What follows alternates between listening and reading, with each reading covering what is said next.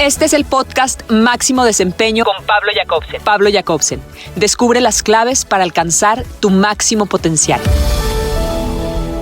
Nuestra invitada esta semana en Máximo Desempeño es Carolina Restrepo Cañavera, una abogada y empresaria que ha convertido la adaptabilidad en su superpoder y la transformación de la realidad en su misión de vida, demostrando que cuando combinas preparación con coraje, puedes convertirte en una voz fundamental que orienta a miles de personas en tiempos de incertidumbre. Nacida en Bogotá, Carolina ha dedicado la mayor parte de su vida al estudio y la preparación constante, construyendo una formación académica excepcional que incluye especializaciones en Harvard University, Universidad del Rosario, CESA y Universidad Santiago de Compostela.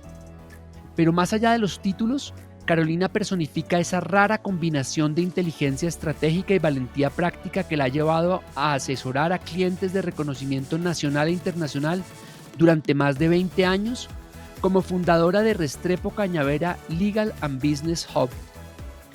Lo que verdaderamente distingue a Carolina es su inquebrantable determinación de no conformarse con ser espectadora de la realidad que la rodea.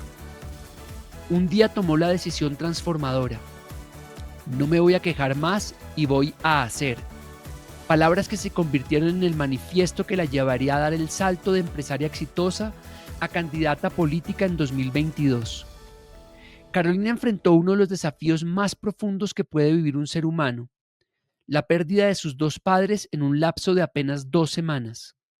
Esa experiencia, lejos de romperla, la fortaleció y le enseñó que la vida es demasiado valiosa para desperdiciarla en lamentaciones. Desde entonces, ha canalizado su dolor en propósito, convirtiéndose en una líder propositiva que abraza cada desafío con paciencia estratégica y generosidad auténtica. Su campaña a la Cámara de Representantes por Bogotá, aunque no resultó en victoria electoral, se convirtió en una plataforma de aprendizaje y conexión que la llevó a descubrir su verdadero poder: la capacidad de construir desde el conocimiento y la verdad. Su habilidad de adaptación, esa fortaleza que ella misma reconoce como su mayor aliada, la ha transformado en una voz respetada en redes sociales, donde sus análisis certeros sobre economía, política y sociedad han ganado la confianza de miles de personas que buscan claridad en medio de la confusión. Carolina ha construido una vida donde la excelencia profesional se equilibra con disciplinas que nutren su crecimiento constante: lectura, estudio permanente y escritura con claridad y fundamento. Su libro de cabecera, El Príncipe de Maquiavelo, y su referente, Livia Drusila, reflejan su fascinación por el poder del liderazgo estratégico, mientras que su frase guía, todo lo bueno viene de quienes esperan, no es pasividad, sino la sabiduría de quien entiende que la paciencia bien dirigida es una de las claves de la excelencia. Con la claridad de quien ha estudiado tanto el derecho como la naturaleza humana, Carolina encarna la convicción de que transformar la realidad no es tarea de otros, sino responsabilidad de quienes tienen el coraje, la inteligencia y el carácter para actuar. Hola, querida Carolina, bienvenida a Máximo Desempeño, ¿cómo estás? Ay, pues asustada, porque después de semejante introducción dije yo, ¿quién es esa? Carolina, qué alegría tenerte hoy en el podcast. Eres uno de esos descubrimientos que a veces ocurren en redes sociales. Yo no soy muy de hablar de política ni de seguir temas de política, pero siento que con la coyuntura actual, tu voz aparece como un faro que ilustra y que da mucha claridad en todo lo que está ocurriendo en Colombia. Muchas gracias. Eso espero serlo. Carolina, que para comenzar esta entrevista y que las personas te conozcan un poco y yo te conozca un poco, porque la verdad es que esta es la segunda vez que tú y yo conversamos, ¿cómo te sientes en este momento y qué pasa por tu mente en este día? Pues mira, tal vez después de lo que vimos ayer, sobre todo, porque es que ayer fue un día caótico, un día también donde escribí y escribí. Los domingos son unos buenos días, donde tenía, por supuesto, al Santo Job tan azorado que yo creo que ya al final no, ni siquiera me paraba bolas de la paciencia que uno debe tener en redes. Pero es una paciencia donde a veces me dicen, ah, pero por cómo puede usted contestar tan tranquila, cómo puede no responder a insultos y no crean que es fácil. Yo me muerdo los codos tratando, porque pues también soy humana y lo siento, y me muerdo los codos y le pido al santo Job. Y ayer fue uno de esos días absolutamente increíbles. Esos Mm. discursos, esos gritos, esas peleas y el país a la deriva, el país angustiado, la gente preocupada. Eso es una lucha sin cuartel, manos arriba, el uno gritando, el otro gritando, y a todos se les olvidó el escenario en donde estaban. Era la instalación del Congreso de la República. No era una rendición de cuentas, no era un grito y un otro para decir usted hizo y usted no hizo. No, señor. Era el momento de la institucionalidad. Y la institucionalidad era el Congreso. Y a todos se les olvidó. Creo que fue un momento muy difícil ayer, 20 de julio, que fue la instalación del Congreso y hubo pues discurso del presidente Petro, hubo discursos de la oposición y pues se vio un espectáculo que en Colombia no estábamos tan acostumbrados a ver ese tipo de situaciones en una instalación del Congreso. ¿Tú recuerdas algo parecido anteriormente? Nunca, yo no había visto eso. Es que no era el escenario. Ese no es el escenario. Ese era el momento para hablar de las instituciones, para hablar de lo que significa la democracia, para hablar de la separación de poderes, para hablarle a las cortes, para hablarle al Congreso. No era un mis logros, mi éxito, 2 horas y media. Tampoco era el escenario para cantarle la tabla al presidente. Tampoco era ese el escenario, era hablar de las instituciones, era hablar de lo que representan, era hablar que son nuestra voz, pero no ir a decir las quejas de nuestra voz. No, Carolina, para entender un poco, para llegar a entender un poco esa voz que tú tienes hoy, quiero devolverme un poco en el tiempo para conocerte un poco mejor. Quiero preguntarte, cuando piensas en tu niñez, ¿qué recuerdas de manera especial? recuerdo que llegaba con las notas del colegio feliz porque había sacado 4.8. Bueno, le estoy hablando de Bárbaras Naciones, ¿no? En esa época era sobre 5. Y Sí. llegaba feliz con las notas del colegio a la casa a mostrárselas a mis papás que había sacado 4.8. Y lo primero que me decían era, ah, muy bien, pero tú eres para 5, ¿no? Mm. Pues por supuesto me desinflaban, oiga, un 4.8 no era malo, pero me enseñaron a la excelencia. Me enseñaron que Mm. yo debía dar todo, que no podía conformarme, porque Mm. debo decirte, yo no fui consentida, fue corrompida de consentimiento, pero al mismo tiempo me exigieron. ¿Hubo alguna señal temprana de que te convertirías en esa voz que busca la verdad a través del conocimiento? ¿De qué manera, digamos, esa búsqueda de la verdad se hizo evidente desde tu temprana, desde la niñez? Pues es que yo no creo tener la verdad, la búsqueda va a ser constante, ¿no? Mm. Yo creo tener una opinión informada, una opinión donde trato de ser objetiva, y trato de poner los hechos. Y eso, pues también es un poco raro, aparte porque nos ven Mm. las mujeres cuando un hombre es fuerte, el hombre tiene carácter, uno es histérico. Entonces, que vean y que contrasten que una mujer puede ser equilibrada, que una mujer puede ser certera, que una mujer puede ser sagaz sin tener que ser escondida o tratando de imponer lo que quiere, eso no se encuentra tan fácilmente. Y Mm. eso tampoco es que yo lo he trabajado, porque lo que yo he hecho, lo he trabajado. Esa paciencia la he trabajado. Por eso, por ejemplo, estudié cocina, porque la paciencia no es una de mis virtudes, es una de las que quisiera tener, pero no lo es.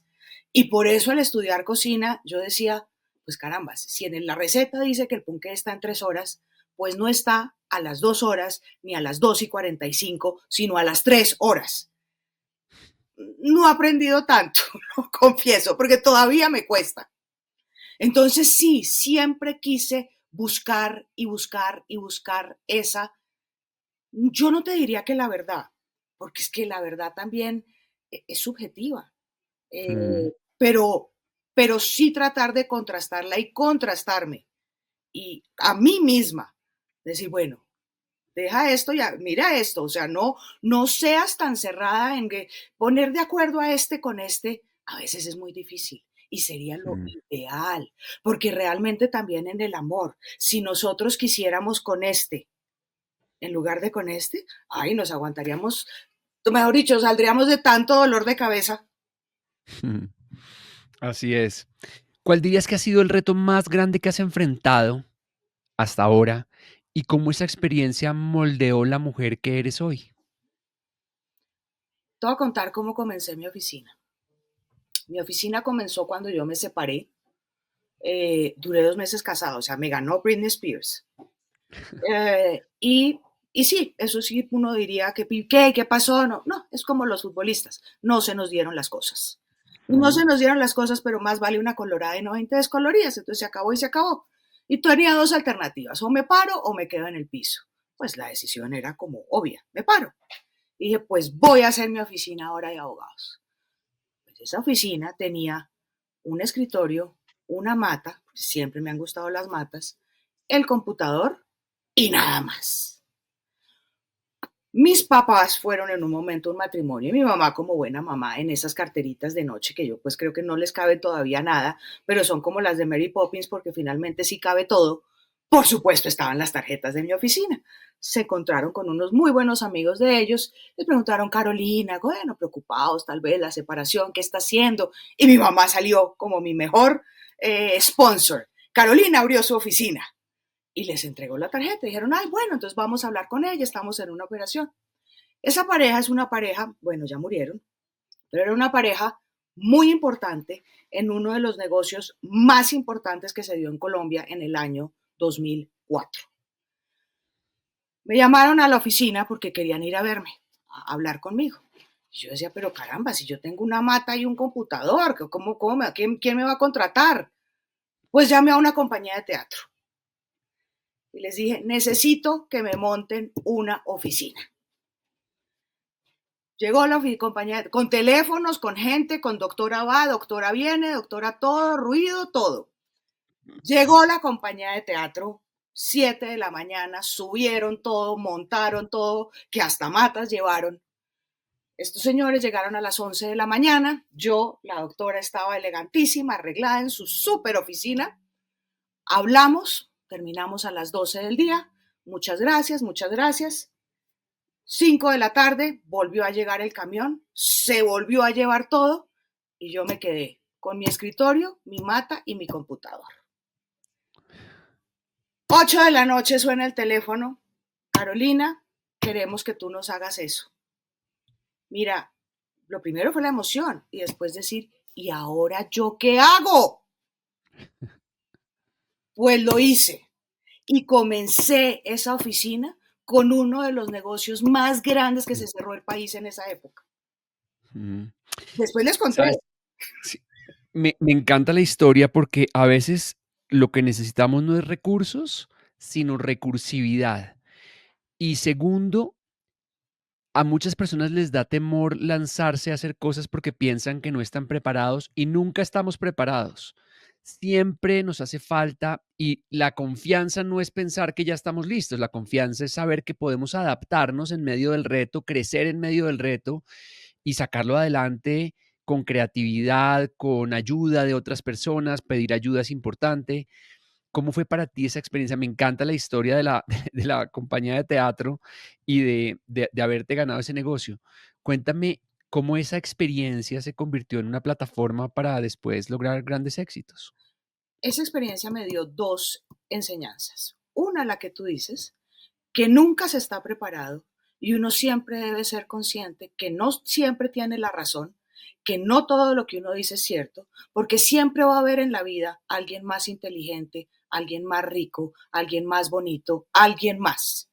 Entonces, ese totazo después con la realidad te da duro. Entonces, tú tienes que ser consciente de tu valor, pero que estás en constante crecimiento, porque si te paras, perdiste.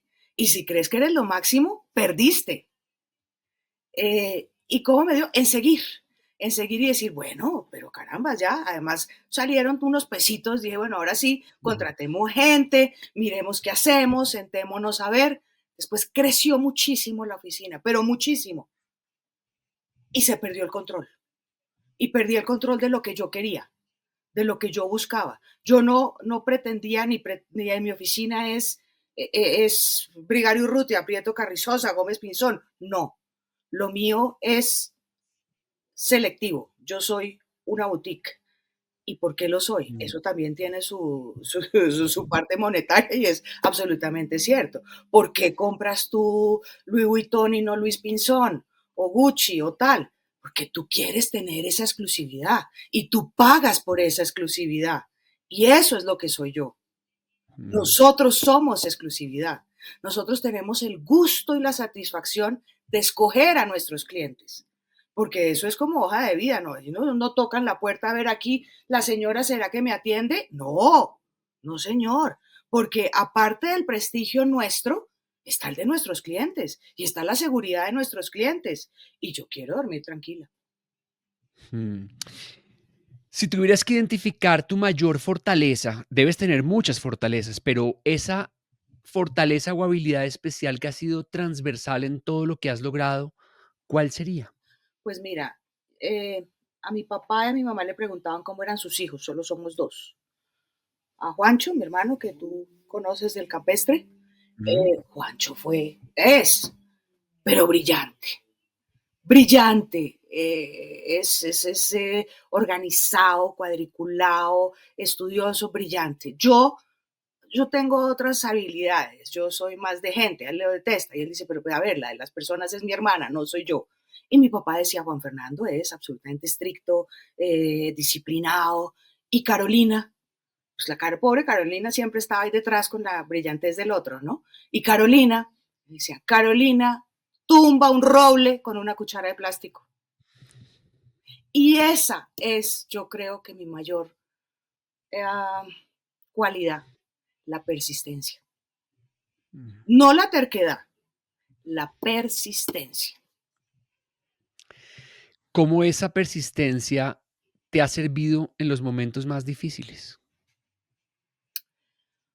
Porque uno persiste, yo persisto en la vida en ser feliz. Esos momentos difíciles, como te digo, la muerte, sí, la muerte de mis papás, que fue con una semana de diferencia, pues carambas, yo, claro que a uno le da un totazo, o sea, eso queda uno como que esa malla del circo se le fue y ahora sí quedó solo en la vida. Pero también tuve una satisfacción muy grande en esa persistencia. Yo los disfruté, yo les di mi tiempo, les di mi cariño y tuve con ellos todas las emociones, alegrías, tristezas, peleas, vinos, viajes, todo, todo, todo. Desearles la muerte más de una vez. Pero por supuesto, y ojalá no estuvieran, carajo, por supuesto, más de una vez. O sea, tuve todo, todo, todo con ellos y no me quedé con el si yo hubiera. Entonces, claro que, por ejemplo, me duele apapacharlos, no verlos, pero ahí están. Por eso a mí me preguntan algo que digo yo de mi mamá o de mi papá. No, yo adoro a mi mamá, yo adoro a mi papá. Y me dicen, ¿pero no se murieron? Y les digo, pues sí, que acaso los dejé de adorar porque se murieron. Yo sigo Mm. adorándolos y sigo queriéndolo. No, lo quise. No, pues ¿cómo lo que lo quise? Lo quiero. Es como las Mm. llamadas de teléfono. Te había llamado me habías llamado o me llamas para esto o me vas a decir esto. Mm. Uno sigue queriendo. Entonces, eso me ha ayudado a mí en la vida a hacer eso, no quedarme con el yo hubiera y Mm. hacer todo para no quedarme con ese si yo hubiera. ¿Cuál dirías que es tu fracaso favorito? Y me encanta hablar de fracaso favorito porque es esa experiencia en la que uno falló estrepitosamente, pero que luego se convirtió en una plataforma para un gran despertar o un gran logro. Ay, mi matrimonio. O sea, fracasé con todo éxito. Fracasé con todo éxito y te digo que, por ejemplo, al principio, los 2 primeros meses, si yo lo hubiera visto en la séptima y yo hubiera estado en un lado y el hombre hubiera estado atrás, yo me atravieso ese separador y le echo el carro encima. Pero claro que lo hubiera hecho. Eso duró 2 meses. Porque después, gracias a eso, fue que me dio el impulso para decir, esto es lo que quiero y esto es lo que voy a hacer. Entonces le estoy agradecida al individuo. Mm.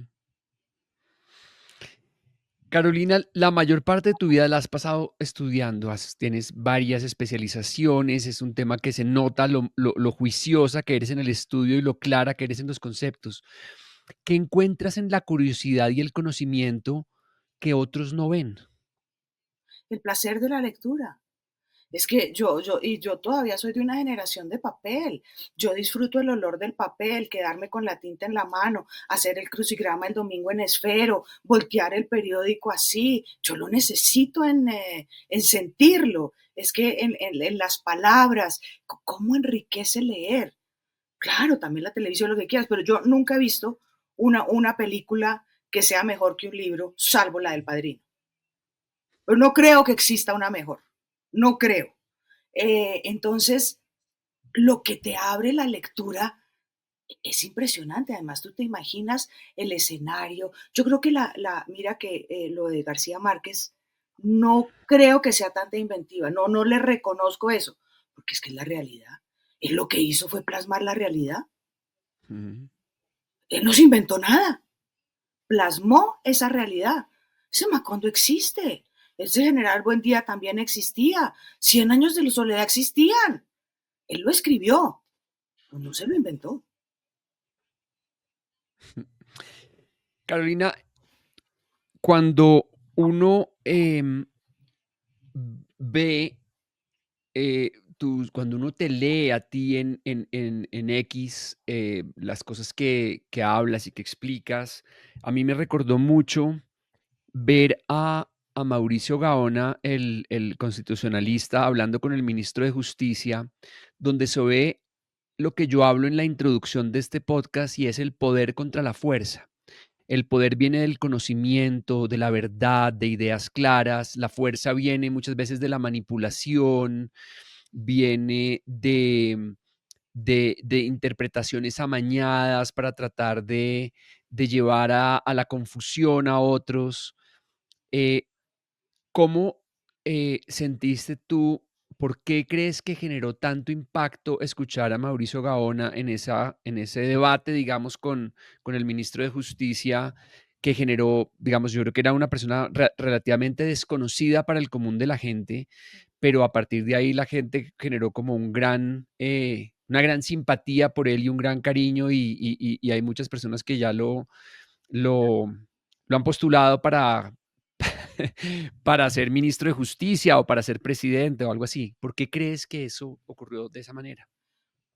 Porque esa oposición está sin rumbo, porque lo que oímos ahora son gritos, lo que oímos son insultos, lo que oímos son personificación, no están atacando las ideas, están atacando a las personas.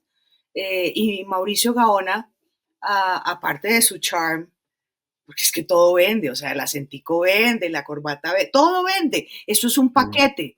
Y él también tiene, tiene esa facha total para hacerlo, pues también tiene la cabeza y en la política no es solo tener la razón, es saber ejecutarla, es saber animar. Entonces, muchos vimos, el tipo sabe, el tipo se muestra, el tipo habla, pues por supuesto que habla 48 idiomas, porque es que te citen a ti la constitución de Corea era, pues queda uno como atortolado. Entonces, eso nos dio como un respaldo, como, si ven, aquí sí tenemos a alguien que Mm. sabe, si ven, acá también. Pero volvemos a personificar, Gaona contra Montralegre. Bueno, pues Mm. en presencia y esencia no hay comparación. Entonces, eso también nos emocionó. Es que mire, acá lo que Mm. tenemos nosotros, todo un dandy, y a ver, entonces, eso Así es. también, esa es la realidad, esa es la percepción. Hay algo que me parece muy bonito de tu historia y es un momento en el que dijiste, no me voy a quejar más y voy a hacer. ¿Qué pasaba en tu vida en ese momento en el que decidiste lanzarte como candidata al Congreso y qué despertó en ti esa determinación de querer transformar las quejas en acción? Fue muy extraño, te lo voy a contar acá, que estamos tú y yo, cómo fue mi entrada en la política realmente. Yo quería una reunión con Omar Yepes, porque dije, Omar Yepes debe conocer una cantidad de gente que me va a llevar clientes a la oficina. Y le dije a una amiga que lo conocía, yo quiero conocer a Omar Yepes, yo quiero Llegó la pandemia y pues por supuesto Omar Yepes y todos estábamos encerrados. Pasó un poco y me llama y me dice, Carolina, ya nos está esperando Omar Yepes en este restaurante. Le dije, pues yo estoy en pijama. Pues vístase si lo quiere conocer. Bueno, me vestí como un tiro y fuimos al restaurante. Me lo pusieron al lado, en una mesa donde estaba medio partido conservador y yo me sentía como de vivienda. Yo, pues, pero si yo vengo es por el negocio. Entonces, y me lo ponen al lado, ellos empezaron a hablar de política. Estamos hablando del año 21, tal vez, ¿no? 21, sí. Antes de las elecciones. Sí, sí, tal vez. Entonces, bueno, empezaron a hablar de varios candidatos del partido, y yo, ya como me ves que soy, pues solté una carcajada y les dije, no, pero ahí sí están vaciados porque, mejor dicho, tiene más carisma un pollo frito. Y nos reímos. Y él entonces me dijo, oye, ¿por qué no te lanzas? Le dije, pero al vacío, ¿a qué me voy a lanzar yo? Y ahí quedó. Después me empezó a llamar el Partido Conservador y hablé con mi amigo Enrique Gómez. Le dije, mire esto, Enrique. Y Enrique me dijo, espérate, porque es que ya nos van a dar a nosotros también la personería, espérate. Entonces yo estaba en un momento siendo ciclotímica y bipolar, porque amanecía con Omar Yepes y me acostaba con Enrique. Porque duré un mes entre con uno, con otro, con uno, con otro. Hasta que él me dijo, bueno, ya decídase. Y Enrique también me dijo, bueno, decídase, ¿qué quiere? Yo sin tener ni idea, bueno, cabeza de lista cerrada, punto. Me dijo, suyo. Y dije, miércoles, pero ¿y ahora qué hago? ¿Qué hago? Faltaba un mes y medio para las elecciones. Y empecé a salir, y bueno, pues si lo hago y lo hago bien. Y empecé a conocer Bogotá. Y empecé a salir. Y empecé a hablar con la gente. Y me encantó. Me encantó la salida, la conversada, la hablada, entender lo que a veces no entendemos en estas burbujas. Y ahí comenzó. Y resulta que no me fue ni mal, porque en mes y medio sacamos más de 11.800 votos. Y pues lleno el Movistar Arena y yo no soy cantante. ¿Te gustaría repetir esa experiencia? Pues mira, alguien me lo escribía también en X, y yo le decía que otra vez lo estoy pensando, porque sí es muy rentable una oficina de abogados, sí es indudablemente muchísimo más glamoroso lo que yo hago, pero cuando uno llega a un momento en la vida en que ya tienes una tranquilidad financiera, entonces también te preguntas, ¿y entonces todo este conocimiento para qué? ¿Para hacer más plata? ¿O no sería más conveniente poner ese conocimiento ahora al servicio? Eso es lo que estoy pensando. Que también yo le debo a este país un poquito de lo mucho que me ha dado. Y lo que tengo para darle es mi conocimiento. Mm. Dices que El Príncipe de Maquiavelo es tu libro de cabecera y Livia Drusila, Lucila, Drusila, tu referente. ¿Qué encuentras en estas figuras del poder estratégico que resuenan con tu propia búsqueda de transformar la realidad? bueno, de libro siempre ha sido el príncipe.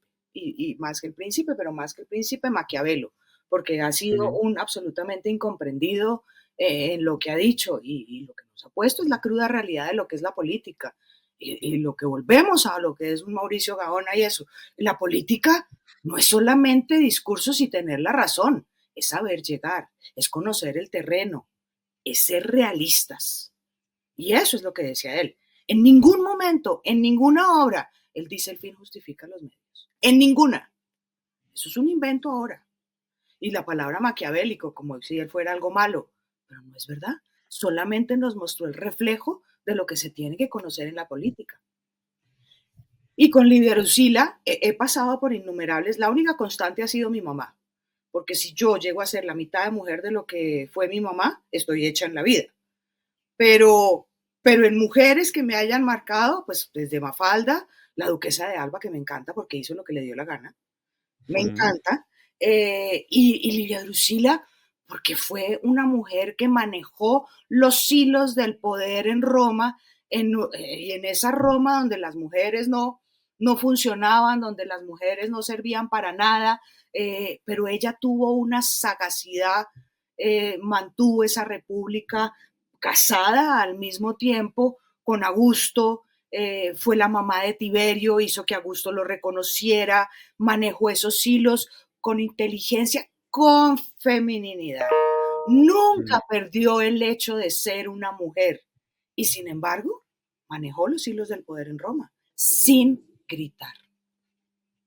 Qué maravilla, me encanta, me encanta. No conocía a Livia Drusila, la verdad no la había oído nombrar, pero me parece muy interesante lo que dices de no se necesita alzar más la voz, sino mejorar el argumento para convencer a otros y en eso que estábamos hablando de cómo en momentos, en cualquier momento de la vida en realidad, pero en momentos de confusión, la fuerza no se contrarresta con más fuerza, la fuerza se contrarresta con poder y con poder es con verdad, con argumentos, con inteligencia, porque la fuerza no viene de la inteligencia, la fuerza viene como de lo más instintivo de supervivencia y viene del miedo.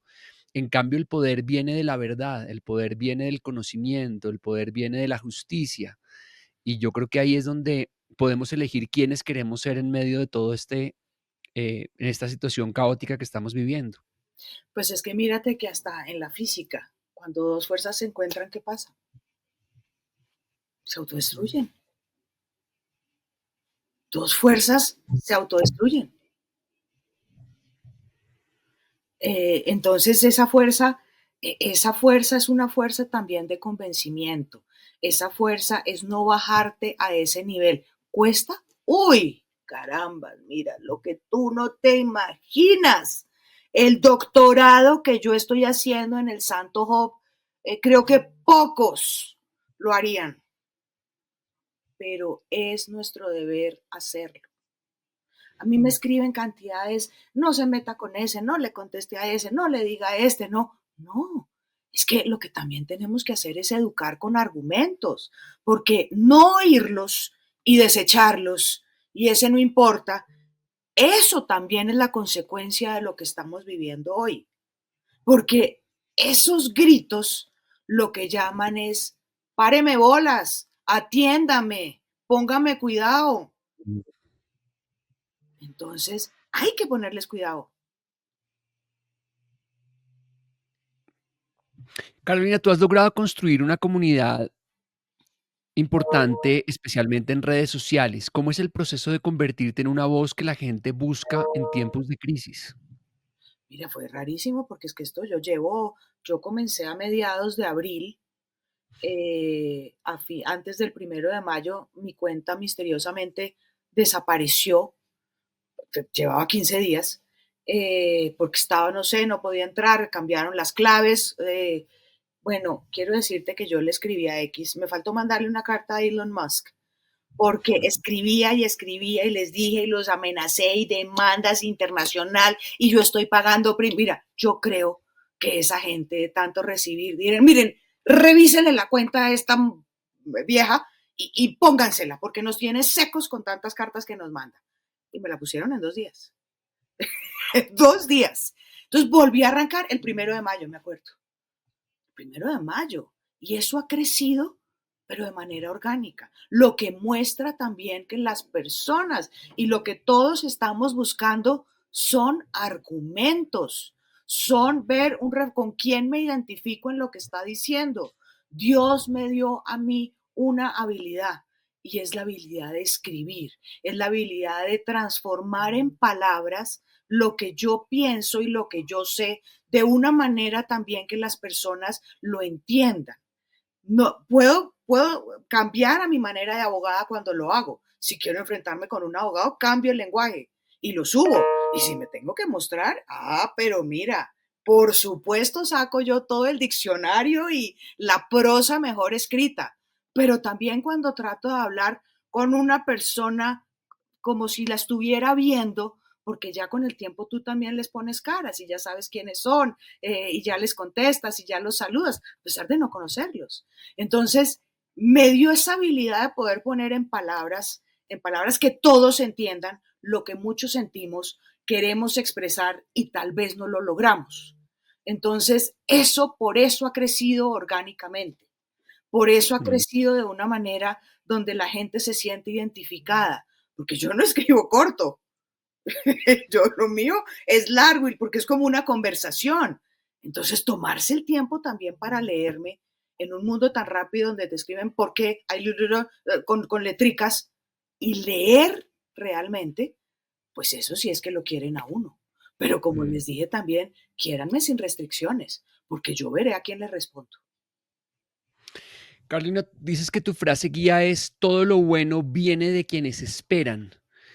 ¿Cómo diferencias entre esa paciencia estratégica y la pasividad? Pues eso yo creo que va dentro de ti, porque si la pasividad sí es no hacer nada. Mm. La paciencia es esperar para hacer algo.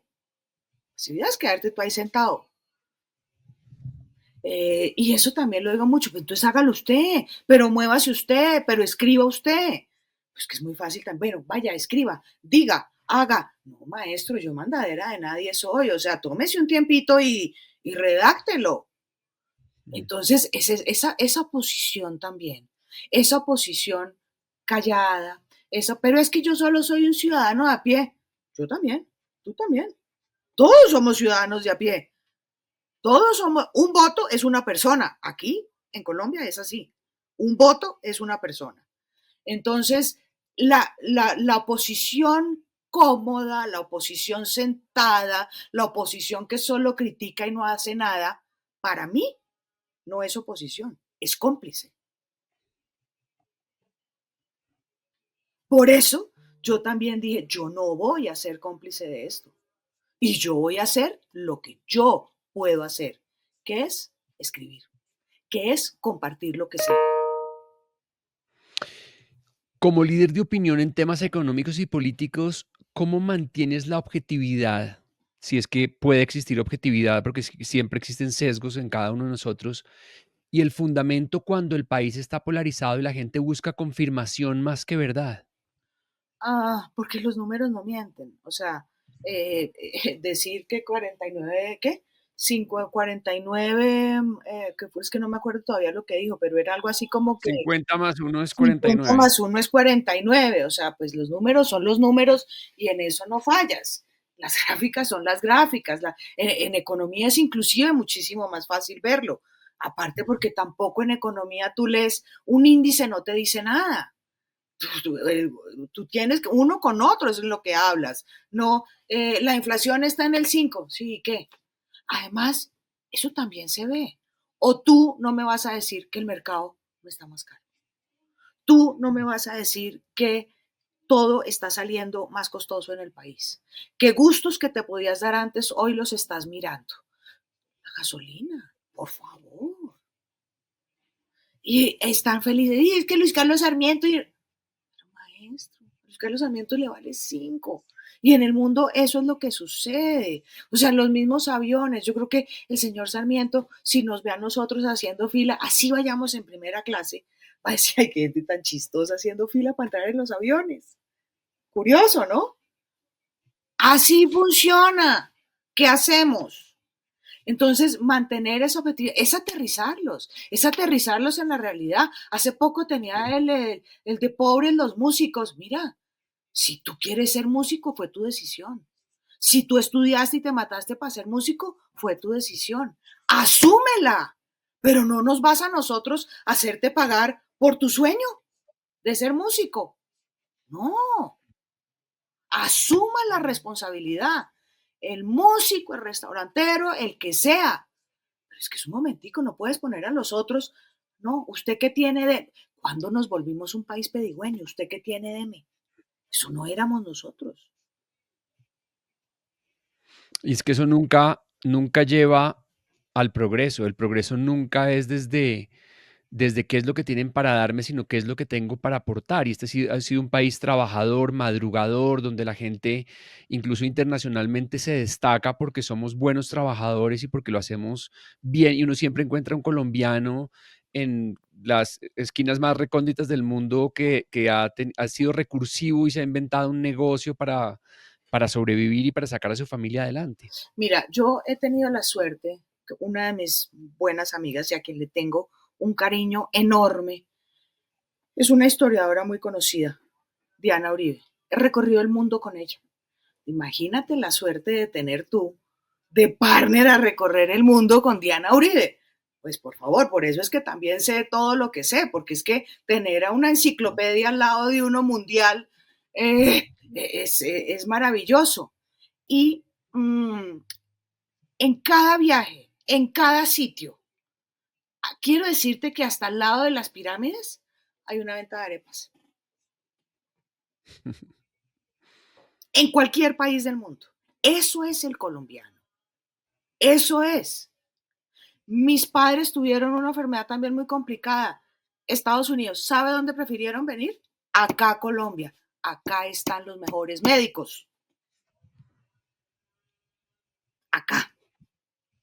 Acá tenemos también las mejores personas, las mejores capacidades. A mí no me gusta decirles emprendedores porque, y ya lo escribí también, decirles, no, a ver, ¿qué creen? Si ustedes no se la creen, no se la va a creer nadie. El emprendedor cuando ya arrancó y empezó a facturar, maestro, usted ya no es emprendedor, usted es empresario y créaselo y asúmalo, porque sin ustedes este país no se mueve. Así es.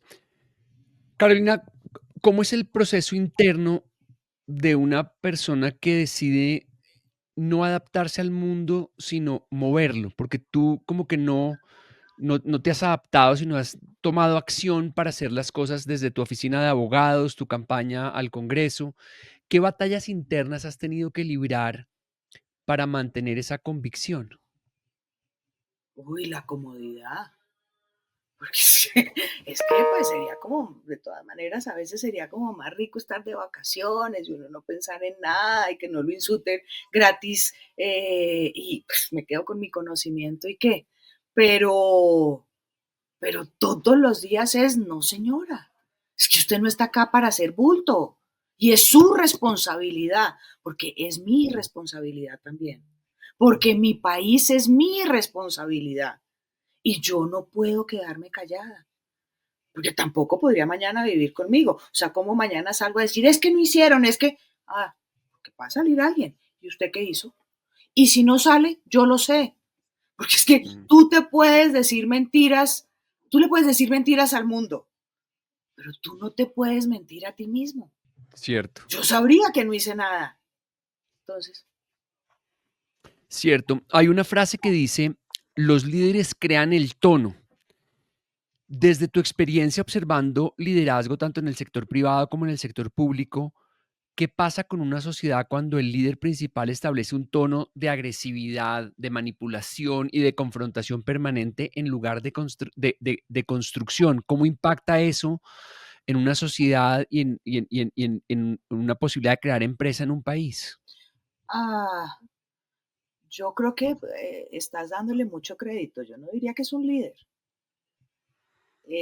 Será un referente y un mesías para algunos que necesitan esa voz que también nos hemos equivocado en no oírlos. Y yo sigo con, yo no Mm, escucho, yo no coloco, yo no tengo bolso sino cartera, y así me voy a quedar porque ya soy de esa generación. Entonces, por eso te digo que no los hemos oído, que no los hemos y reconocido. encontraron esa Mm, resonancia. mm. Entonces, sí me parece que es como una secta, de un lado y del otro, porque es que todos los extremos son viciosos, todos. Sí, O sea, la virtud sí está en el centro, y no es que te está diciendo que yo soy de centro, no, estoy hablándote que los extremos no llevan a nada bueno, en nada, en nada. Sobre todo que tú puedes ser de un extremo, pero no por eso debes descalificar o dejar de oír al otro. Tú mm, no puedes imponer ni pisar tu verdad y pisar al otro, porque cuando pisas ya deja resentimiento, ya deja rabia. Y eso no es una habilidad que deba tener ningún líder. Tú puedes ser firme en tus convicciones, pero no necesitas destruir ni pisar para salir adelante, porque si lo necesitas, no eres líder. Cierto. Carolina, ¿dónde te ves, digamos, en 5 años? ¿Cómo te imaginas que evolucionará tu rol como esa voz? ¿Dónde te gustaría estar en 5 años? ¿A dónde me gustaría? Sí. ¿Presidencia? Bueno, eso es tanto como, Mm, me acuerdo cuando me preguntaron la única vez que he trabajado en alguien que me contrató y me dijo, ¿cuál es su aspiración salarial? Y yo pues le dije, pues $1.000.000. Pero pues es que usted me está preguntando cuál es mi aspiración. Pues mi aspiración es esa. Ahora que usted me lo pague es otro. Eso es otra cosa. Entonces, claro, pues se vale soñar, ¿no es cierto? Pero para soñar hay que trabajarlo. mm. Para ¿Te soñar gustaría, todos los días.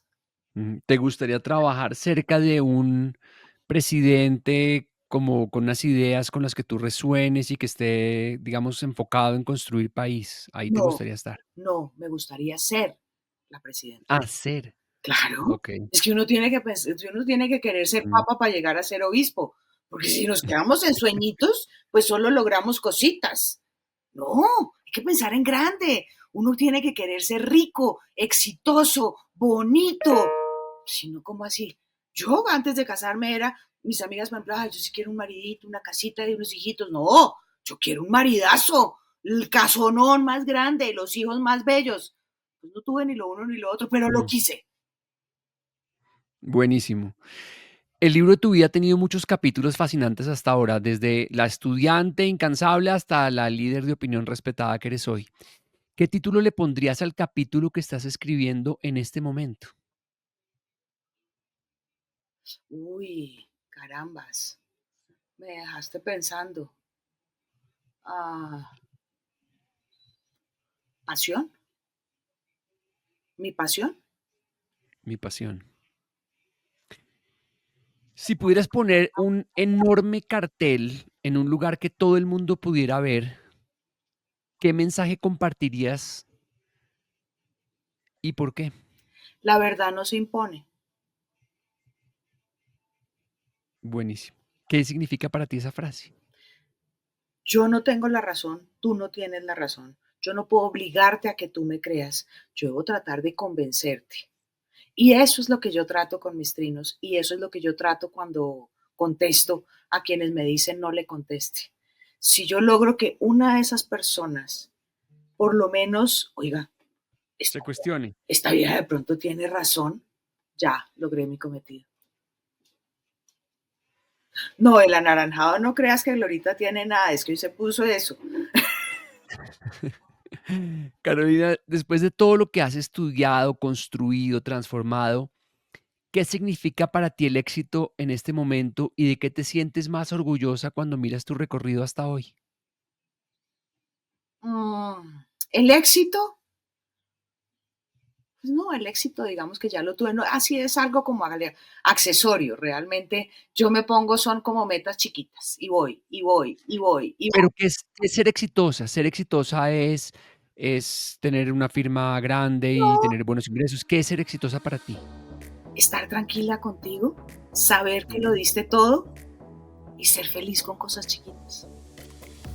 Porque sí. si tú pones la felicidad en cosas grandes, de pronto nunca vas a ser feliz. ¿De qué te sientes más orgullosa? De mi camino, con piedritas, con desvíos, pero ahí voy. Y dele, y dele, y dele. Y tumbo el roble con una cuchara de plástico. Qué maravilla. Carolina, pues quiero darte las gracias por este espacio, de verdad que disfruté mucho escucharte, hay mucha sabiduría en tus palabras, me encanta lo que dices de que la verdad no se impone, no hay que tratar de como de colonizar el pensamiento de otros, sino simplemente revelar, digamos, nuestra verdad y seguramente habrá personas que a través de los argumentos puedan ver nuevas perspectivas y que todos, digamos, estemos abiertos también a reflexionar y a darnos cuenta. Yo también creo que lo que dices de que en el centro y siempre en los extremos nunca sale nada bueno, los extremos siempre dejan mucho dolor a su paso y yo creo que buscar opciones de centro y opciones que incluyan a todos y no solamente a algunos son importantes en este momento. Así es. Este es el podcast Máximo Desempeño con Pablo Jacobsen. Pablo Jacobsen. Descubre las claves para alcanzar tu máximo potencial.